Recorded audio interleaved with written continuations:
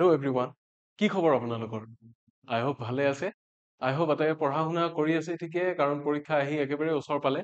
গতিকে আমি এইকেইদিন যিমান পাৰি পঢ়া শুনাৰ যিটো সময় আছে সেই সময়সীমাটো বঢ়াবৰ সময় হৈ গ'ল আৰু ইয়াৰে আগতে আমি গ্ৰামাৰৰ প্ৰেক্টিচ ছেট এটা কৰিছিলো, ৰাইট?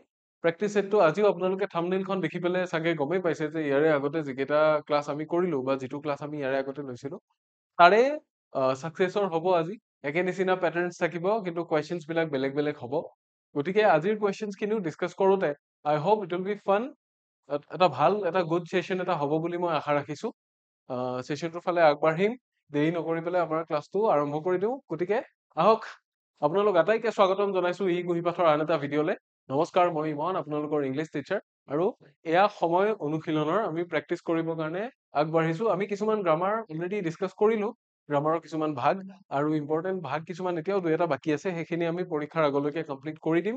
আৰু এতিয়া ইমান দিনে আমি যিখিনি বস্তু ডিছকাছ কৰিলো বা পঢ়িলো তাকে অকণমান অনুশীলন কৰিম, অলপমান প্ৰেক্টিচ কৰিম। আহক আমি আৰম্ভ কৰো দেৰি নকৰি পেলাই। আহক, যিটো ডেংলিং মডিফায়াৰ্ছ বুলি এটা কেটেগৰী পাইছিলো, ডেংলিং মডিফায়াৰ্ছ ইয়াকে কয় যে কি কোনটো সেন্টেন্স একচুয়ালি কাৰেক্ট, কোনটো সেন্টেন্স ইনকাৰেক্ট, আমি ইয়াতে বাছি উলিয়াব লাগে। মডিফায়াৰ দৰকাৰ হয় আমাৰ সেন্টেন্স কিছুমানত, মানে কি যে মই বাৰুকৈয়ে চিনি তাক পালো, তেনেকে যদি মই কওঁ এইটোত কি মডিফিকেশ্যনৰ দৰকাৰ আছে, যে এনেকুৱা এটা মডিফিকেশ্যন লাগিব যে মই তাক বাৰুকৈয়ে চিনি পালো। এতিয়া গানত বা কবিতাত লিখিলে হ'ব, ছন্দ মিলাবৰ কাৰণে মই বাৰুকৈয়ে চিনি তাক পালো এনেকে ক'ব পাৰি। কিন্তু আমি সাধাৰণতে এটা বাক্যত লিখোতে কি লিখিব লাগিব, যে মই তাক বাৰুকৈয়ে চিনি পালো, বা সি মোক বাৰুকৈয়ে কি কৰিলে, নেগলেক্ট কৰিলে, বা কিবা এটা কৰিলে, বেয়া এটা কৰিলে আৰু অনিষ্ট সাধন কৰিলে। তেনেকুৱা কিবা এটা বস্তু লিখোতে আমাৰ কি হয়, তেনেকুৱা কিবা এটা বস্তু লিখোতে আমাৰ মডিফায়াৰ্ছৰ দৰকাৰ হয়। যে ভুল বস্তু এটা যদি কওঁ, আমি ভুল ষ্ট্ৰাকচাৰত যদি লিখো, তাক ঠিক কৰিবৰ কাৰণে যিটো পেটাৰ্ন ফলো কৰো আমি সেইটোকে মডিফায়াৰ বুলি কয়। চ' ডেংলিং মডিফায়াৰ বুলি সেইকাৰণে কৈছে কাৰণ উল্টা পুল্টা হৈ আছে। প্ৰথমতে বাক্যটোৰ মিনিংটো বেলেগ হৈ আছে, ৰাইট? এতিয়া identify the sentence with a ডেংলিং modifier. ক'ত ডেংলিং মডিফায়াৰ আছে সেইটো আমাক আইডেন্টিফাই কৰিব দিছে। কোনটো শুদ্ধ হ'ব আলটিমেটলি আমাক সেইটো চুজ কৰিব দিছে। ঠিক আছে, এনেকুৱা 10টা কুৱেশ্যন থাকিব আজি ক্লাছটোত। শুদ্ধ কোনটো হ'ব এইটো ডিচাইড কৰিব দিছে। অপশ্যন এ দিছে, running down the street I saw a dog. Running down the street, মই যেতিয়া ৰাস্তাটোৰে দৌৰি তললৈ গৈ আছিলো, মই কুকুৰ এটা দেখিছিলো, ৰাইট? 1 নম্বৰ সেন্টেন্সটোৰ মিনিংটো হৈছে সেইটো। বি কি দিছে, running down the street a dog barked at me. তেতিয়া মিনিংটো এনেকুৱা হ'ব যে কুকুৰটোৱে তললৈ গৈ থাকি মোক ভুকি থৈ গ'ল। মানে কুকুৰটো যেতিয়া তললৈ নামি গৈ আছিল তেতিয়া সি মোক ভুকিছিল তাৰমানে, ৰাইট? আৰু কি দিছে, I saw a dog while running down the street। ইয়াতে ভুকা কথাটো আকৌ মেনশ্যনে কৰা নাই, যে মই কুকুৰ এটা দেখিছিলো কেতিয়া, যেতিয়া ৰাস্তাটোলে নামি বা ৰাস্তাটোৰে নামি গৈ আছিলো। আৰু তাৰপিছত কি দিছে, while I was running a dog barked। এতিয়া 4টা ইয়াতে বেলেগ বেলেগ ধৰণৰ বাক্য দিয়া হৈছে, গোটেইকেইটাৰ মিনিংটো আমি যদি ভালকে চাওঁ বেলেগ বেলেগ মিনিং। কাৰণ running down the street I saw a dog, যে ৰাস্তাটোৰে তললৈ নামি গৈ থাকোতে মই কুকুৰ এটা দেখিছিলো, right? Running down the street a dog barked at me, যে ৰাস্তাটোৰে সিফালে দৌৰি দৌৰি কুকুৰ এটাই মোক ভুকিলে। দৌৰাটো কোন হৈ গ'ল, দৌৰাটো হৈ গ'ল কুকুৰটো, যে সিহে ভুকিলে, সিহে মোক দেখিলে আৰু সিহে ভুকিলে। তাৰপিছত কি আছে, I saw a dog while running down the street, যে মই কুকুৰ এটা দেখিলো কেতিয়া, যেতিয়া মই ৰাস্তাটোৰে দৌৰি গৈ আছিলো। আলটিমেটলি কি, কুকুৰটো দেখাটোত প্ৰায়ৰিটি পৰিলে। প্ৰথমটোত কি আছিলে, যে মই ৰাস্তাটোৰে গৈ আছিলো কিন্তু কুকুৰ এটাই ভুকিলে মোক, জাননে? বা মই কুকুৰ এটা দেখিলো। প্ৰায়ৰিটিটো আছিল ৰাস্তাৰে দৌৰা। তাৰপিছত দিছে while I was running a dog barked। ৰাস্তাটোৰ কথা ইয়াতে মেনশ্যনে নকৰিলে, যে যেতিয়া মই দৌৰি আছিলো এটা কুকুৰে কি কৰিলে, ভুকিলে। মোকেই ভুকিছিল নে বেলেগকে ভুকিছিল, আৰু ৰাস্তাটোৰে দৌৰি থাকোতে মই ভুকি থকা দেখিছিলোহে নে শুনিছিলোহে, কথাটো ভালকে মেনশ্যন কৰা হোৱা নাই। গতিকে ডেংলিং মডিফায়াৰ থকা সেন্টেন্সটো কোনটো, এইটো, running down the street a dog barked at me. ইয়াতে কি কিয় মডিফায়াৰ দৰকাৰ হৈ আছে মই কৈ আছো, কাৰণ বাকী গোটেই কেইটাত কি কৰিছে, যে মই দৌৰি তললৈ গৈছো বুজাইছে। ইয়াতে এইটোত উল্টা হৈ আছে, যে running down the street a dog barked at me, ইয়াতে কোন তললৈ নামি গৈছে বুজোৱা হোৱাই নাই এইটো কথাত। সেইকাৰণে ইয়াতে মডিফায়াৰ দৰকাৰ আছে। আমি এক্সপ্লেনেশ্যনটো যদি চাই লওঁ গমেই পাম যে কি দিয়া আছে। অপশ্যন বি টো হৈ যাব কাৰেক্ট আনসাৰ। এক্সপ্লেনেশ্যন এইটোৱে দিয়া আছে, যে দিছ ইনকাৰেক্টলি suggest that the dog was running down the street instead of the person। যে সেই মানুহজনৰ পৰিৱৰ্তে ৰাস্তাটোৰে কোন দৌৰি আছে, ৰাস্তাটোৰে কুকুৰটোহে তললৈ দৌৰি গৈ আছিল সেই মানুহজনৰ পৰিৱৰ্তে। সেইটো কথাহে ইয়াতে বুজোৱা হৈছে, ঠিক আছে? গতিকে সেইটো হলেতো নহব। তাৰে ওলোটাটোহে হ'ব লাগিব ৰাইট দৌৰি কোন গৈ আছিল দৌৰি সেই মানুহজন গৈ আছিল বা মই যদি কৈ আছো কথাটো মই গৈ আছিলো তললৈ দৌৰি এতিয়া কুকুৰটোৱে মোক ভুকিলে কিন্তু যদি ইয়াতে দেখো আমি বিটো যদি ফলো কৰো তেতিয়াহ'লে মিনিংটো এনেকুৱা হৈ যাব যে কুকুৰটো যেতিয়া তললৈ নামি গৈ আছে তেতিয়া সি মোক ভুকি থৈ গ'ল মিনিংটো তেনেকুৱা হ'ব তললৈ যোৱা মানুহটো কমপ্লিট বেলেগ হৈ গ'ল প্ৰাণীটো কমপ্লিট বেলেগ হৈ গ'ল গতিকে ইয়াত মডিফায়াৰৰ দৰকাৰ আছে বুজিলো নেক্সটটো কি দিছে আমি চাওঁ নেক্সটটো দিয়া আছে চুজ দ্য কাৰেক্ট সেন্টেন্স এটা কাৰেক্ট সেন্টেন্স দিছে after eating dinner the dishes were ৱাশ্ড যে ডিনাৰ কৰাৰ পিছত ডিনাৰ খোৱাৰ পিছত কাঁহী কেইখন বা কাঁহী বাতিখিনি বাচনখিনি ধুই দিয়া হ'ল এতিয়া আমি এটা কথা চাইছো যে ডিনাৰ কৰাৰ পাছত কোনে ধুলে কোনে ডিনাৰ কৰাৰ পাছত আৰু কোনে কাঁহী কেইখন ধুলে ইয়াতে মেনশ্যন কৰা হোৱাই নাই ইনডাইৰেক্টলি কৈছে গতিকে এইটোতো কাৰেক্ট নহয় ৰাইট বিট কি কৈছে after eating dinner I wash the dishes right তাৰপিছত দিছে চিট দিছে the dishes were washed after eating dinner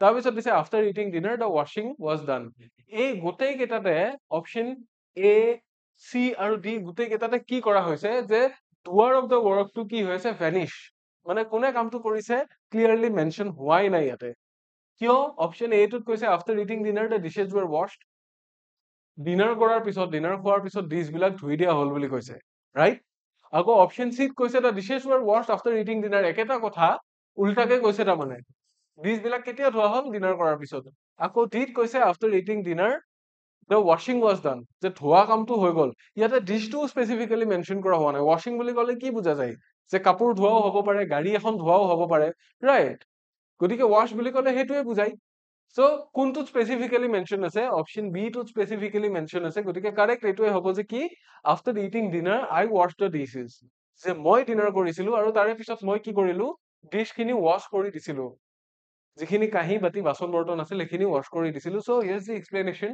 option B is the right answer যে after eating dinner I washed the dishes explanation এইটোৱে দিছে the first sentence wrongly suggests that the dishes at dinner first সেন্টেন্সটোৱে এইটোৱে ভুলকে বুজাইছে যে ডিছটোৱে dish কিখনে কি কৰিছে ডিনাৰ কৰিছে আফটাৰ ডুইং অমুক দ্য অমুক বুলি যদি কয় তেতিয়া সেই পিছত যিটো সাবজেক্ট কৈছে প্ৰথম একশ্যনটোৰ কাৰণেও ৰেছপন্সিবল বুলি সেই সাবজেক্টটোকে মানা যায় ৰাইট আৰু তাৰে পিছত যিকেইটা চি আৰু ডি আমি পালো চি আৰু ডি কেইটাত কোনে কামটো কৰিছে সেইটো কথা মেনশ্যনে কৰা হোৱা নাই প্ৰথমটো তেনেকুৱা লাগিছে যে ডিশেছখিনিয়ে ডিনাৰ কৰিলে আৰু নিজে নিজক ধুলে মানে তেনেকুৱা বুজাইছে কিন্তু আমাৰ মিনিংটো কি হৈ আছিল একচুৱেলি মিনিংটো বেলেগ হৈ আছিল ৰাইট তাৰে পিছৰ সেন্টেন্সটোৰ ফালে যাম which sentence correctly fixes the dangling modifier কোনটোৱে correctly fix কৰে সুধিছে while walking in the park a bird landed on my shoulder এতিয়া এনেকুৱা বুজাইছে while walking in the park a bird বুলি যদি তাৰে পিছে পিছে যদি বাৰ্ডটোক ইন্ট্ৰডিউস কৰোৱা গৈছে মিনিংটো কেনেকুৱা ওলাই যে বাৰ্ডটোৱে ৱাক কৰি আছিল গাৰ্ডেনত বা পাৰ্কত ৱাক কৰি আছিল আৰু তাৰ পিছত আহি পেলাই মোৰ শোল্ডাৰত কি কৰিলে লেণ্ড কৰিলে বাৰ্ডটোৱে তাৰমানে পাৰ্কত খোজকাঢ়ি আছিলে খোজকাঢ়ি থাকি থাকি মোক দেখা পাই মোৰ শোল্ডাৰত মোৰ কান্ধত আহি পৰিল চৰাইটো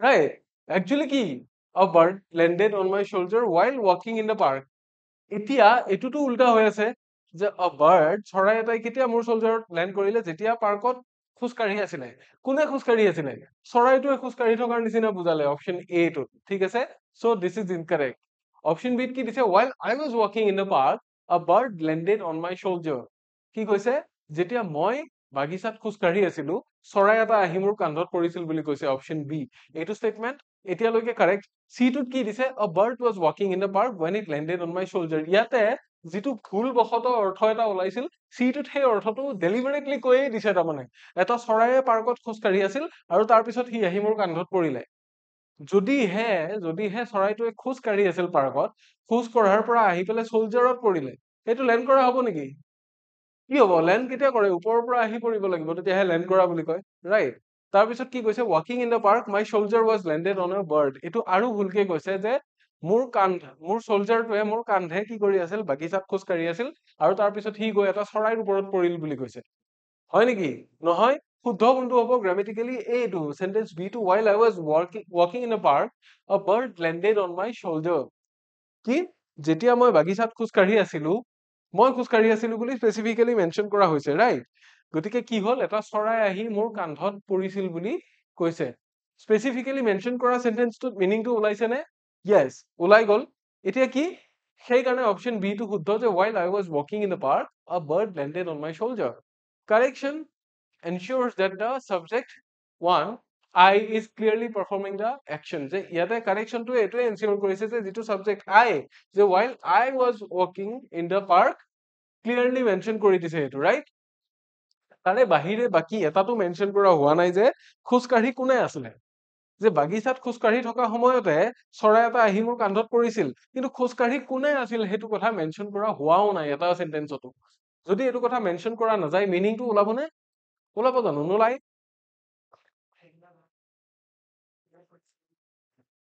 ঠিক তেনেকুৱা এটা কি আছে, এটা চেন্টেন্স আমাৰ আছে এনেকুৱা, যদি চেন্টেন্সটো লিখো এনেকে আৰু, চ' কাৰেকশ্যনটোত এইটো কথাই দেখুওৱা হৈছে যে কি I টো ইয়াতে ক্লিয়াৰলি পাৰফৰ্মিং দি একশ্যন। যদি I টো ইয়াতে মেনশ্যন কৰা নাথাকিলহেঁতেন তেতিয়াহ'লে কি হ'লহেঁতেন, সেই একশ্যনটো কোনে পাৰফৰ্ম কৰিছে বা কি সেই কথাটো তেতিয়াও চিয়ৰ হোৱা নাছিলে। মানে চৰাইটোহে খোজকাঢ়ি আছিল নে ময়ে খোজকাঢ়ি আছিলো ক্লিয়াৰ হোৱা নাছিল। ঠিক আছে, ইয়াৰে পিছৰটোৰ ফালে যাওঁ আমি। পিছৰটোত কি দিছে, what is the error in the sentence? এটা error বিচাৰিব দিছে, having finished my homework the TV was turned on. Having finished my homework বা after having কি after finishing my homework বুলি কোৱাৰ পিছত the TV টো মেনশ্যন কৰিছে। যদি টিভিটো ইয়াতে মেনশ্যন কৰা হয় তেতিয়াহ'লে কি হ'ব? টিভিটো যদি মেনশ্যন কৰা হ'ব তেতিয়া কি হ'ব? টিভিটো নিজে নিজে কি হৈ গ'ল, টিভিটোৱে মোৰ হোমৱৰ্কখিনি শেষ কৰিলে আৰু মোৰ হোমৱৰ্কখিনি কমপ্লিট কৰি উঠি সি নিজে নিজে অন হৈ গ'ল, তেনেকুৱা টাইপৰ অৰ্থ এটা বুজাব। কি বুজাব? যে সি মোৰ হোমৱৰ্কখিনি শেষো কৰিলে, কৰি উঠি সি নিজে নিজে অন হৈ গ'ল, তাৰমানে তেনেকুৱা অৰ্থ এটা বুজাব। অৰ্থটো কি আছিল? যে মই যেতিয়া হোমৱৰ্কখিনি শেষ কৰিলো, মই হোমৱৰ্কখিনি শেষ কৰি উঠি টিভিটো মই অন কৰিলো, এটাও বস্তু নিজে নিজে হোৱা নাই, ৰাইট? গতিকে এইটোত কি আছে, কি প্ৰব্লেম আছে সুধিছে আমাক, মিছপ্লেচড মডিফায়াৰ নে সাবজেক্ট ভাৰ্ব এগ্ৰিমেণ্ট নে ডেংলিং মডিফায়াৰ নে নো এৰৰ। মিছপ্লেচড মডিফায়াৰ বুলি কৈছে, এইটো মিছপ্লেচ নহয়, এইটো কি ডেংলিঙে হৈ আছে। আমি তাৰ বিষয়েও কথা পাতিম। ডেংলিং মডিফায়াৰে হৈ আছে এইটো, নো এৰৰ নহয়, এৰৰ আছে, মিছপ্লেচ নহয়, আৰু সাবজেক্ট ভাৰ্ব এগ্ৰিমেণ্টৰ কি নহয়, গণ্ডগোল নহয়।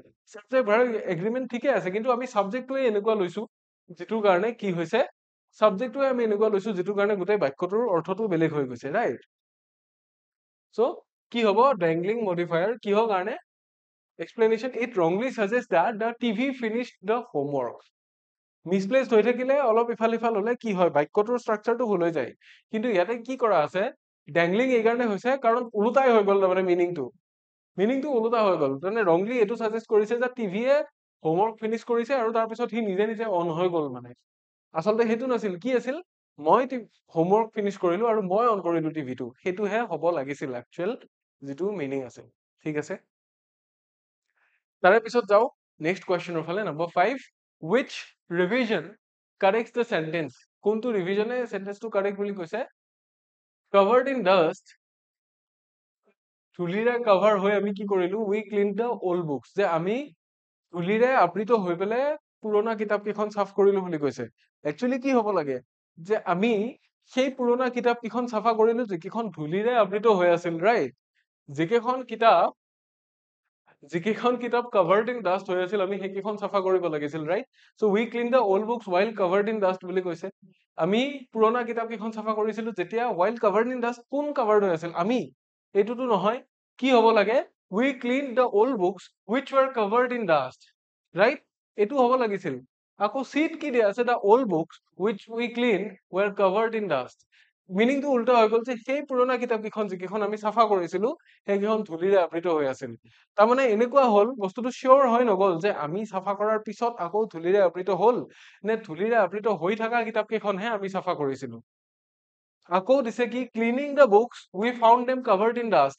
মিনিংটো কি হৈ গ'ল, উল্টা হৈ গ'ল, যে আমি কিতাপ কেইখন চাফা কৰি থাকোতেহে গম পালো যে সেইকেইখন কি হৈ আছিল, ধূলিৰে কাভাৰ হৈ আছিল। হয় জানো? নহয়। কি হ'ব লাগে, যে কিতাপ কেইখন চাফা কেতিয়া কৰিছো আমি, যিকেইখন ধূলিৰে কাভাৰ হৈ আছিল। চ' মোৰ মতে এইটো হয়, বিটোত যিটো আছে, we clean the old books which were covered in dust, যে আমি সেই কিতাপ কেইখন চাফা কৰিলো, পুৰণি কিতাপ কেইখন যিকেইখন ধূলিৰে আবৃত হৈ আছিল বা ধূলিৰে covered হৈ আছিল, right? So এইটোৱে we cleaned the old books which were covered in dust. Explanation এটা দিছে, the revised sentence clarifies that the books were covered in dust, not we.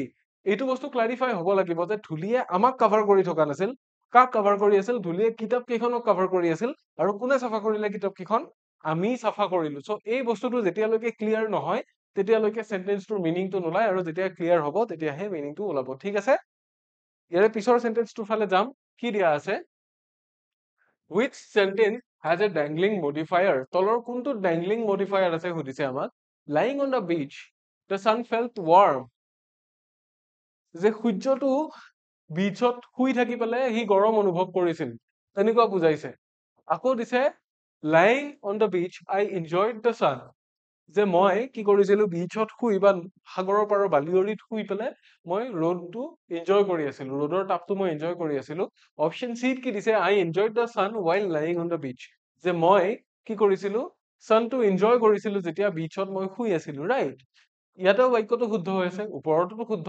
তাৰে তলৰটো কি দিছে the sun felt warm while I was lying on the beach সূৰ্যৰ পোহৰটো কি লাগিছিল সূৰ্যৰ তাপটো অলপ গৰম যেন লাগিছিল যেতিয়া মই বিচত শুই আছিলো ৰাইট এতিয়া ড্যাংলিং মডিফায়াৰ কোনটোত আছে অপচন এ টোত আছে কিয় lying on the beach the sun felt warm lying on the বিচৰ যিটো একচুৱেল ডুৱাৰ আছিলে কামটোৰ কোন কৰ্তা এইটো বস্তু মেনচনে কৰা হোৱা নাই কি মেনচন কৰা হৈছে যে সূৰ্যটোৱে বিচত শুই শুই গৰম অনুভৱ কৰি আছিল সূৰ্যৰ গৰম লাগে নেকি একটো এইটো কথা মিছা দুই নম্বৰ কথা কোনটো মিছা যে lying on the beach the সান বুলি দিয়া হৈছে যে সূৰ্যটোহে যেন বিচত শুই আছিল তেনেকুৱা দেখা হৈছে বিচত কোন শুই আছিল মই শুই আছিলো স্পেসিফিক্যালি মেনশন কৰা হোৱা নাই গতিকে কোনটো সেন্টেন্সত ড্যাংলিং মডিফায়াৰ লাগে কোনটোত হৈ আছে অপচন এ টোত দিছে যে lying on the beach the sun felt warm কাৰণ the sentence wrongly suggests that the sun was lying on the beach সূৰ্যটোহে যেন আহি বিচত শুই আছিলে তেনেকুৱা সাজেশন এটা দিছে সেন্টেন্সটোৱে মিনিংটো আছিল সূৰ্যটো গৰম যেন অনুভৱ হৈছিল কেতিয়া যেতিয়া মই বিচত শুই আছিলো ৰাইট সেইটো হ'ব লাগিছিলে ঠিক আছে আমি ইমানখিনি বুজি পাই গলো নেক্সট সেন্টেন্সৰ ফালে যাম number 7 choose the correct sentence এটা correct sentence আছে এটো চুজ কৰিব দিছে after banking for hours the cake smelled delicious যে বহুত ঘন্টা বেংকিং কৰাৰ পিছত কেকটো বৰ ধুনীয়া গোন্ধাইছিল কেক স্মেল এটো এটা কি হয় এটো এটা কোয়েসিটিভ ভার্ব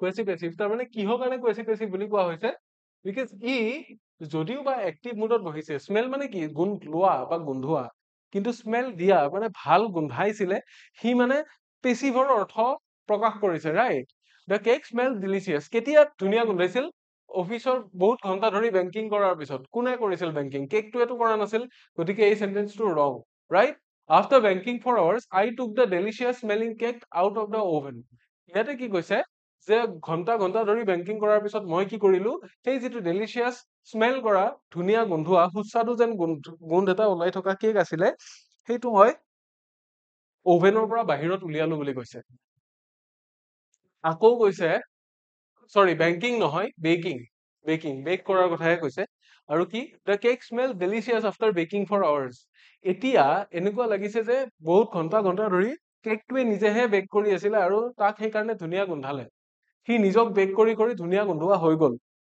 তাৰ মিনিংটো তেনেকুৱা বুজাইছে কিন্তু আকৌ কি দিছে while the cake was baking I smelled it যেতিয়া কেকটো বেক হৈ আছিলে কি মই তাক শুঙি চাইছিলো বুলি কৈছে নহয় আলটিমেটলি কি কৈছে after baking for hours I took the delicious smelling cake out of the oven B টো হ'ব লাগে correct arrangement বা correct orderত কোনটো আছে B টো আছে yes after baking for hours I took the delicious smelling cake out of the oven কাৰণ the original sentence incorrectly suggests that the cake was doing the baking original সেন্টেন্সটোৱে প্ৰথম সেন্টেন্সটোৱে কি সাজেষ্ট কৰিছে যে বেকিং কৰা কামটো কেকটোৱেহে যেন কৰি আছিল তেনেকুৱা বস্তু এটা সাজেষ্ট কৰিছে হেতুটো হোৱা নাছিল কেকটোৱেটো বেক কৰি থকা নাছিলে কি হৈ আছিল বেক মই কৰিছিলো যে ঘন্টা ঘন্টা ধৰি বেক কৰি থকাৰ পিছত তাক মই উলিয়াইছিলো আৰু স্মেলটো লৈছিলো যে বৰ ধুনীয়া স্মেল কৰিছিল ডেলিচিয়াছ স্মেল কৰিছিল ঠিক আছে এইটো কথাই কোৱা হৈছে তাৰে পিছৰ সেন্টেন্সটো ফালে যাওঁ আমি কি দিয়া হৈছে number 8 which sentence is incorrect তলৰ কোনটো সেন্টেন্স ভুল আমাক হেতু সুধিছে কোনটো ভুল flying over the valley the view was breathtaking বুলি কৈছে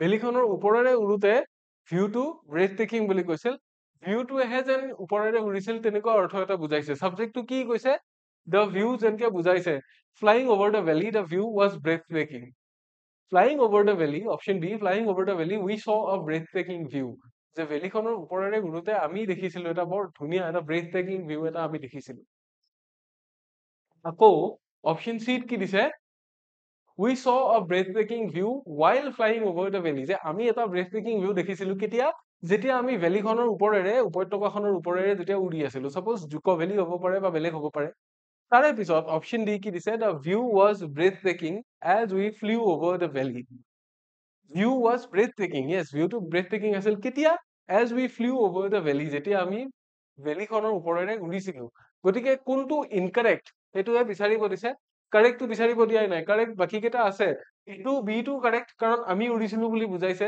অপশ্যন চি টো সেইটোৱে বুজাইছে অপশ্যন ডি টো সেইটোৱে বুজাইছে ভুল কোনটো লিখা আছে অপশ্যন এ টোত ভুল লিখা আছে কাৰণ flying over the valley the view was breathtaking বুলি ক'লে আমি বুজি নাপাম যে সাবজেক্টটো কোন ইয়াতে কামটো কৰিছে কোনে ফ্লাইং অভাৰ দ্য ভেলী মানে who was flying over the valley we are not cheer and when we are not sure then the correct sentence is not correct ঠিক আছে এক্সপ্লেনেশ্যনটো চাই লওঁ this is the correct answer option A explanation কি দিছে it wrongly suggests that the view was flying yes সেইটোৱে দিছে যে ভিউটো উৰি আছিল বুলি সাজেষ্ট কৰিছে কি হ'ব লাগিব আমি নিজে উৰি আছিলো তাৰমানে উৰি থাকোতে আমি দেখিছিলো আমি ভেলীটোৰ ওপৰেৰে উৰোতে আমি দেখিছিলো যে ভিউটো কি আছিল একদম ব্ৰেথ টেকিং আছিল শাখৰ উদ্ধকাৰী খুব আকৰ্ষণীয় আছিল মানে ইমান বেছি ভাল আছিল ঠিক আছে তাৰে পিছৰ সেন্টেন্সটো ফালে যাম number 9 identify the best revision কোনটো বেষ্ট হৈছে ৰিভাইজ কৰোতে সেইটো আমাক আইডেন্টিফাই কৰিব দিছে dripping with chocolate the child at the ice cream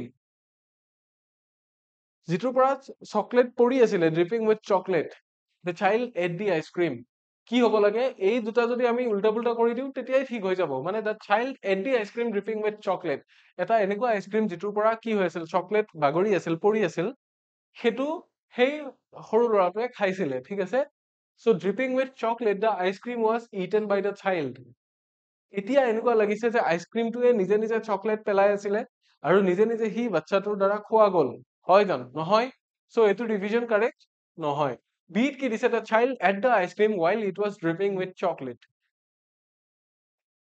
right এতিয়া এনেকুৱা লাগিছে the child at the ice cream while it was dripping with chocolate যে সেই ল'ৰাটোৱে আইচক্ৰীম এটা খাইছিল যেতিয়া আইচক্ৰীমটো কি হৈ আছিল ড্ৰিপিং উইথ চকলেট যে চকলেট তাৰ পৰা পৰি আছিল গলি আছিলে ৰাইট চি টোত আকৌ কৈছে the child dripping with chocolate at the ice cream এনেকুৱা যে যিটো সৰু শিশুটোৰ গাৰ পৰা চকলেট বাগৰি আছিল ল'ৰাটোৰ গাৰ পৰা চকলেট পৰি আছিল আৰু সি আইচক্ৰীমটো খাইছে তেনেকুৱা মিনিং এটা বুজাইছে ইয়াতে এইটো হ'ব জানো এইটো গ্ৰামেটিকেলি নট কাৰেক্ট আকৌ ডিট কি দিছে the ice cream was eaten by the child dripping with chocolate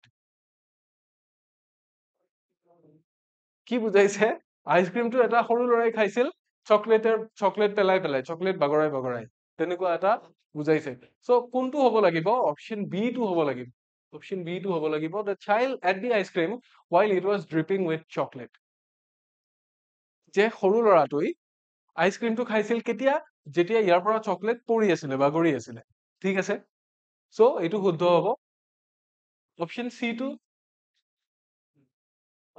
কি বেষ্ট ৰিভিজন বুলি কৈছে য়েছ বুজিলো এতিয়াহে বস্তুটো উল্টা হৈ গ'ল চৰি এইটো বস্তু কওঁতে কি কৈছে যে চকলেটটো তাৰ পৰা পৰি থকা বুজা নাই সি তাৰ নিজৰ নাকে মুখে লাগিছে তাৰমানে খাওঁতে সেইটোহে বুজাইছে the child at the ice cream while it was dripping with chocolate it was মানে এইটো নহয় কিহৰ কাৰণে নহয় কাৰণ সৰু বাচ্চাটোৰ কথা কোৱা নাই মানে চকলেট কি সি নিজে আইচক্ৰীমটোৰ কথা কোৱা নাই the child dripping with chocolate at the ice cream এইটোহে হ'ব কিহৰ কাৰণে কাৰণ ড্ৰিপিং উইথ চকলেট মানে তাৰ গাৰ পৰা তাৰ মুখৰ পৰাহে চকলেট পৰি আছিলে তাৰমানে সি খাওঁতে অ'ত ত'ত লগাইছে তাৰমানে সেইটোহে কথা কোৱা হৈছিল অৰ্থটো ইনডাইৰেক্ট হৈ আছিল গতিকে অকণমান এটা ডিফিকাল্টি আহিলে চি টো সেইকাৰণে কাৰেক্ট এক্সপ্লেনেশ্যনটো এইটো the original sentence makes it seem like the child was dripping with chocolate ঠিক আছে অৰিজিনেল চেন্টেন্সটোৱে এইটো বস্তু দেখুৱাই গতিকে এইটোৱে মডিফাই কৰিব তাক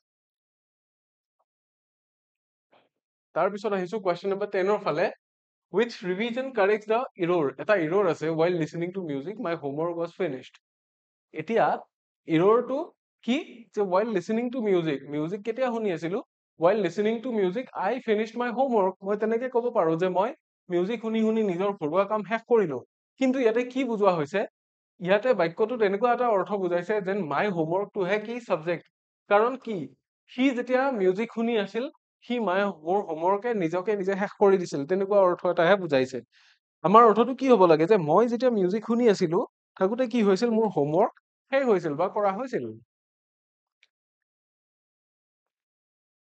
চ' মই লিখোতে এনেকে লিখিব লাগিব while listening to music I finished my homework. যেতিয়া মই মিউজিক শুনি আছিলো সেই সময়তে মই হোমৱৰ্কটো শেষ কৰিছিলো, ৰাইট? আকৌ ইয়াতে কি দিছে, while I finished my homework music was playing. মই যেতিয়া ঘৰুৱা কাম শেষ কৰিছিলো বা হোমৱৰ্কখিনি শেষ কৰিছিলো মিউজিক বাজি আছিল বুলি কৈছে। মিউজিকটো নিজে নিজে বাজি থকা নাছিল, মই শুনি আছিলো। আকৌ ইয়াতে কৈছে কি I listened to music while finishing my homework. মই মিউজিক শুনি আছিলো কেতিয়া, যেতিয়া মই হোমৱৰ্ক শেষ কৰি আছিলো। এইটোওতো কোৱা নাই। আৰু কি দিছে, while my homework was being finished, যেতিয়া মোৰ ঘৰুৱা কামটো শেষ কৰা হৈ আছিল I listened to music. মই মিউজিক শুনি আছিলো বুলি কৈছে। সো কোনটো কাৰেক্ট আমি চাই লওঁ। অপশ্যন এ টো কাৰেক্ট, যে while listening to music I finished my homework. Correctly এইটোৱে কৈছে because the original sentence suggests that homework was listening to music. Original চেন্টেন্সটোত এইটো বুজোৱা হৈছিল যে হোমৱৰ্কে মিউজিক শুনি আছিল, হোমৱৰ্কে নিজক নিজে শেষ কৰিছিল। কিন্তু এইটোহে হ'ব লাগে যে মই শেষ কৰিছিলো কেতিয়া, যেতিয়া মই মিউজিক শুনি আছিলো। while listening to music I finished my homework, এইটোহে হ'ব লাগে। সো আমাৰ যিকেইটা ডেংলিং মডিফায়াৰ্ছ আছিলে, ডেংলিং মডিফায়াৰ্ছ শেষ হ'ল। এতিয়া আমি স্পটিং ইৰৰ্ছৰ ফালে আহিছো, কেইটামান ভুল উলিয়াব লাগে। Identify the incorrect part. I made a request to me to help him. ইয়াতে কি হ'ব, sorry, he made a request to me to help him. Made a request to me দিম নে he requested me দিম? He requested me to help him হ'ব লাগে। গতিকে কি হ'ব, he made a request to me to help him. আৰু এটা আছে no error, no error নহয় কাৰণ বাক্যটোত ভুল এটা আছে। কি আছে, he made a request to me to help him. কোনটো হ'ব, he made টোত ভুল আছে নে a request to me টোত ভুল আছে নে to help him আছে ভুল? এক্সপ্লেনেশ্যনটো যদি আমি চাওঁ, a request to me, a request to me টোত ভুল আছে, he made টোৰ পৰাই ভুল আছে। তাৰমানে কি, গোটেই সেন্টেন্সটোতে ভুল এটা আছে, যে he made টোতো ভুল আছে, made টো নবহে। a request to me, এই ফ্ৰেজটো মেইনলি ভুল, কাৰণ ই থকাৰ কাৰণেহে he made হৈছে। আদাৰৱাইজ কি হ'লহেঁতেন, আদাৰৱাইজ ফ্ৰেজটো হ'লহেঁতেন he requested me to help him, যে সি মোক কি কৰিছিল, অনুৰোধ কৰিছিল যে তাক যাতে মই সহায় কৰো। ঠিক আছে, সেইটো কাৰণে কি হ'ব, অপশ্যন বি টো কাৰেক্ট হ'ব, যে অপশ্যন বি যিখিনি আছিলে a request to me, এইখিনি ভুল হৈ আছে। he made a request to me দিয়াতকে কি কৰিব পাৰো, he requested me বুলি ক'ব পাৰো, তেতিয়া বস্তুটো বেছি প্ৰপাৰ হ'ব আৰু কাৰেক্ট শুনা যাব। ঠিক আছে, তাৰে পিছত কি দিয়া হৈছে চোৱা যাওক, the team is playing good today. ইয়াতে কি ভুল আছে, দেখাতটো একো ভুল নাই বাৰু, the team is playing good today, যে টিমটোৱে আজি ভাল খেলি আছে। the team is ভুল নেকি, নহয়। is ভুল কিহৰ কাৰণে নহয়, কাৰণ টিমটো এটা কালেক্টিভ নাউন, এটা ইউনিট হিচাপে ধৰা হয় ইয়াক। সো as long as ইয়াক এটা ইউনিট হিচাপে ধৰা হৈছে, is টো কি, is টো কাৰেক্ট, প্লেইং টো কাৰেক্ট, প্লেইং টো কাৰেক্ট কাৰণ এতিয়া খেলি আছে, ভাল সেইটো বুজাইছে। গুড টো হ'বনে কাৰেক্ট, গুড টো কি, গুড টো হৈছে এডজেক্টিভ, ৰাইট। এডজেক্টিভ কেতিয়া হয়, কাক কোৱালিফাই কৰে, কি নাউনক কোৱালিফাই কৰে। যদি এডজেক্টিভে বহুৱা হয় তেতিয়াহ'লে আগত এটা ভাৰ্ব আছিলে যে তাৰ কি হ'ব, ভাৰ্বক যেতিয়া কোৱালিফাই বা মডিফাই কৰিব তেতিয়া সেইটো এডজেক্টিভ নহয়, তাৰ জেগাত কি লাগিব, এডভাৰ্ব লাগিব। সো গুডটোতো এডভাৰ্ব নহয়, গুডটো কি এডজেক্টিভ, যে যিকোনো বস্তু এটাৰ কোৱালিটি বুজায়, যেনে আজি মোৰ গাটো ভাল, বা মই যিটো কলম আনিছিলো সেইটো ভাল, বা মানুহজনৰ বিহেভিয়াৰটো ভাল। এটা নাউনক কি কৰিছে, কোৱালিফাই কৰিছে। আকৌ যদি ভাৰ্ব এটাক মডিফাই কৰিবলগীয়া হৈ যায় তেতিয়া আমি এডজেক্টিভ ব্যৱহাৰ কৰিব নোৱাৰো, কি হ'ব লাগিব, এডভাৰ্ব হ'ব লাগিব। এডভাৰ্ব যদি বহুৱাও দা টিম ইজ প্লেইং গুড হ'বনে, নহয়। ভুলটো ক'ত আছে, ভুলটো এই গুডটোত আছে, অপশ্যন চি টোত আছে। কি হ'ব লাগিব বাক্যটো, প্লেইং ৱেল হ'ব লাগিব আমি, প্লেইং গুডৰ সলনি। ৱেলটো এটা কি, এডভাৰ্ব হয়, ৱেলটো এটা এডভাৰ্ব হয়। গতিকে নাইচৰ জেগাত নাইচলি ক'ব লাগিব, গুডৰ জেগাত ৱেল ক'ব লাগিব। সো গুডটোতে আছিলে ভুল, it should be playing well instead of playing good. ঠিক আছে, কাৰণ প্লেটো যিহেতু ভাৰ্ব, তাক মডিফাই কিহে কৰিব, মডিফাই এটা এডভাৰ্বে কৰিব পাৰিব, এডজেক্টিভে কৰিব নোৱাৰে। ঠিক আছে, হৈ গ'ল। তাৰে পিছৰ সেন্টেন্সটোৰ ফালে আহিছো, Q13, question number 13, identify the incorrect part. She is more cleverer than her sister. এতিয়া কোনটোত ভুল আছে, she is ভুল আছে নেকি, নাই। more cleverer আছে, than her sister, thanত ভুল আছে নেকি, নাই। so than her sister পাৰ্টটো কাৰেক্ট, ৰাইট।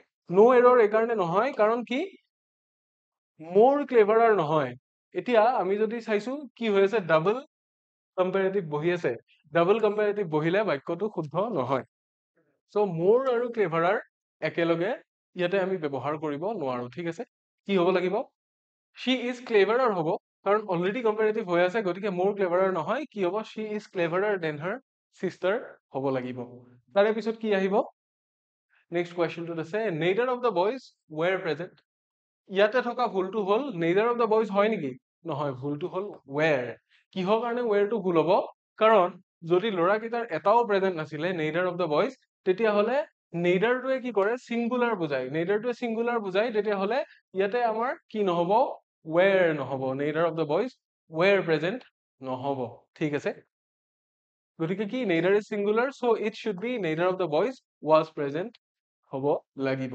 ঠিক আছে ইয়াৰ পিছত কি আছে চাও আমি নাম্বাৰ 15 আৰু মাত্ৰ পাঁচটা কোৱেশ্চন আজি আমি ডিসকাস কৰিম বৰ বেছি কোৱেশ্চন আনা নাই ফাইন্ড দ্য মিস্টেক যে he said that he will come tomorrow এটা চাও যে he said that এটো এটা ইনডাইৰেক্ট নেৰেশন বুলি ধৰি লওক ইনডাইৰেক্ট নেৰেশনত কি হয় এটো ৰিপৰ্টিং ভাৰ্ব কাৰণ he কৈছিল যে কি কৈছিল যে he will come tomorrow ইয়াতে he কৈছিল যে I will come tomorrow কিন্তু will টো কি হৈ যাব past tense কভাৰ কৰিব because ৰিপৰ্টিং ভাৰ্বটো past tense হৈ আছিল তেতিয়া will ৰ সলনি কি হৈ যাব ইয়াতে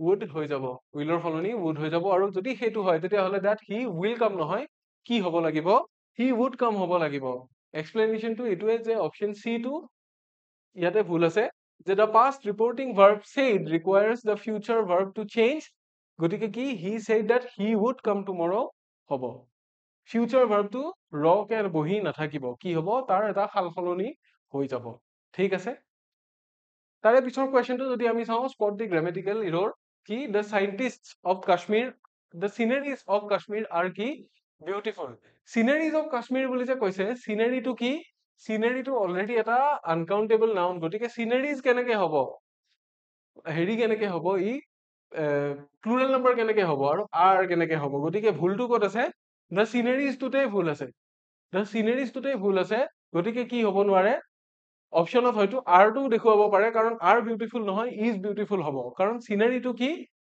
প্লুৰেল নাম্বাৰ নহয় আনকাউন্টেবল নাউন গতিকে কি yes scenery টোকে কৈছে the sceneries টো কি নহয় sceneries টো এপ্লিকেবল নহয় কিহৰ কাৰণে scenery টো এটা আনকাউন্টেবল নাউন গতিকে আনকাউন্টেবল নাউন যদি হয় so it shouldn't be the scenery it should be কি the scenery of Kashmir is beautiful গতিকে আনকাউন্টেবল কাৰণে ইয়াৰ আমি কি কৰিব নোৱাৰো প্লুৰেল নাম্বাৰ কৰিব নোৱাৰো ঠিক আছে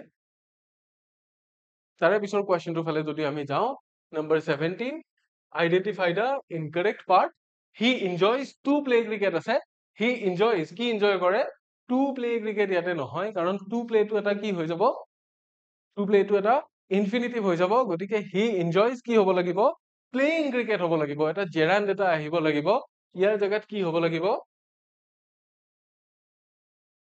should be a gerund gerund মানে য'ত verb plus ing আছে কিন্তু নাউনৰ অৰ্থ বুজাই so he enjoys ঠিকে আছে to play টোত কি হ'ব ভুল আছে ক্ৰিকেট নহয় আৰু no error নহয় ঠিক আছে yes to play টোত ভুল আছে enjoy is followed by a gerund ঠিক আছে not an infinitive গতিকে infinitive লিখিলে নহব গতিকে it should be কি he enjoys playing cricket enjoys বুলি যদি কৈছে কিবা এটা বস্তু এনজয় কৰে সি ৰাইট খেলিবলৈ এনজয় নকৰে খেলি এনজয় কৰে বা খেলাটো এনজয় কৰে গতিকে কি হ'ব ইনফিনিটিভৰ জায়গাত জেৰাণ্ড এটা হ'ব লাগিব ঠিক আছে ইনফিনিটিভৰ জায়গাত এটা জেৰাণ্ড হ'ব লাগিব তাৰ পিছত আছে find the mistake she is married with a doctor আৰু মেৰি যেতিয়া হয় বিয়া যেতিয়া হোৱা যায় তেতিয়া হয় এজন মানুহৰ সৈতে বিয়া হয় কিন্তু সেই মানুহজনৰ সৈতে বুলি নুবুজায় উইথৰ জায়গাত কি হ'ব লাগিছিলে টু হ'ব লাগিছিলে উইথটোৰ জায়গাত টু হ'ব মানে যেতিয়া বিয়াৰ কথা কোৱা যায় I am married to অমুক she is married to অমুক তেনেকে কোৱা যায় married with নকয় ঠিক আছে গতিকে married with পাৰ্টটোত ভুল আছে অপচন বি টোত ভুল আছে বাকিখিনি পাৰ্ট ঠিকে আছে আমি যদি চাওঁ yes married with পাৰ্টটোতে ভুল আছে কিয় কাৰণ the correct preposition is married to correct preposition কি হ'ব লাগে married to হ'ব লাগে so it should be she is married to a doctor কালৈ বিয়া হৈছে এটা ডক্টৰলৈ ডক্টৰৰ সৈতে নহয় ডক্টৰৰ সৈতে বিবাহ পাশত আবদ্ধ হৈছে ৰাইট কিন্তু বিয়া কালৈ হৈছে ডক্টৰজনলৈ হৈছে সেইটোৱে কথা তাৰপিছত ফ্ৰেজেল ভাৰ্ব দুটা আমি কৰিম বহুত কেইটা কুৱেশ্যন আছিল, কিন্তু আজি দুটাই ডিছকাছ কৰিম, 19 আৰু 20। ইয়াৰে পিছৰ ক্লাছত আমি বাকীবোৰ ডিছকাছ কৰিম। ঠিক আছে, choose the correct phrasal verb বুলি কৈছে, the firemen dash the fire before it spread. বহুত কেইটা আছে, পুট ইন আছে, পুট আউট আছে, পুট অফ আছে আৰু পুট আপ আছে। এতিয়া কি হ'ব, দ্য ফায়াৰমেন জুইটো কি কৰিছিল, জুইটো নুমুৱাই দিছিল। নুমুৱাই দিয়া অৰ্থটো কোনটোৱে বুজায়, পুট অফ আছে, পুট আউট আছে, পুট আপ আছে আৰু পুট ইন আছে। এতিয়া এটা কথা কওঁ, পুট অফ মানে পষ্টপন কৰি দিয়া বা স্থগিত কৰা, পিছুৱাই ৰাখা, আৰু পুট আউট মানে নুমুৱাই দিয়া, এক্সটিংগুইশ।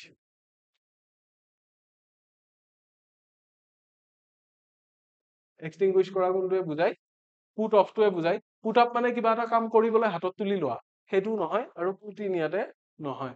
ঠিক আছে, চ' পুট আউট হ'ব। পুট আউট মানে কি, put out means to extinguish fire. Extinguish ফায়াৰৰ ক্ষেত্ৰত হ'ব পাৰে, বা যিকোনো আন জ্বলন্ত বস্তু, জ্বলি থকা বস্তুৰ ক্ষেত্ৰত কি হ'ব পাৰে, পুট আউট হ'ব পাৰে। ঠিক আছে, ইয়াৰে পিছৰ কুৱেশ্যনটোৰ ফালে যদি আমি যাওঁ, এতিয়া নম্বৰ 20 কি দি আছে, the teacher dash an important topic in the lecture. Brought in হ'ব নে ব্ৰট আপ হ'ব নে ব্ৰট অন হ'ব নে ব্ৰট অভাৰ হ'ব, কোনটো হ'ব আমাক সুধিছে। মানে মেইন ফ্ৰেজেল ভাৰ্বটো হ'ল ব্ৰিং। ব্ৰিঙৰ পৰা bring in, bring up, bring on আৰু ব্ৰিং অভাৰ, কোনটো হ'ব আমাক সুধিছে। আমি যদি ভালকে চাওঁ ডিছকাছ কৰি, তেতিয়া কি হ'ব, ব্ৰট আপ। ব্ৰট আপৰ আৰু এটা মিনিঙো আছে। আন মিনিংটো কি, যে ব্ৰট আপৰ আন মিনিংটো হ'ল যে তুলি তালি ডাঙৰ দীঘল কৰা, মানুহ এটাক কেয়াৰ লৈ পেলাই তাক ডাঙৰ কৰা, গ্ৰ' হ'বলৈ দিয়া, সেইটো ব্ৰট আপ বা ব্ৰিং আপ বুলি কয়। কিন্তু bring up means to mention a topic, ইয়াতে আকৌ এটা টপিকৰ কথা মেনশ্যন কৰা বা বস্তু এটা মাজলৈ লৈ অহা বুজাইছে। গতিকে ইমানখিনিয়ে ইয়াক মাজলৈ লৈ অহা বুজাইছে। ঠিক আছে, অলৰাইট। গতিকে আমি আজি যিখিনি ডিছকাছ কৰিবলগীয়া আছিল, সিমানখিনি ইতিমধ্যে ডিছকাছ কৰিলো। আই হোপ আপোনালোকে এইখিনি বস্তু বুজি পাইছে।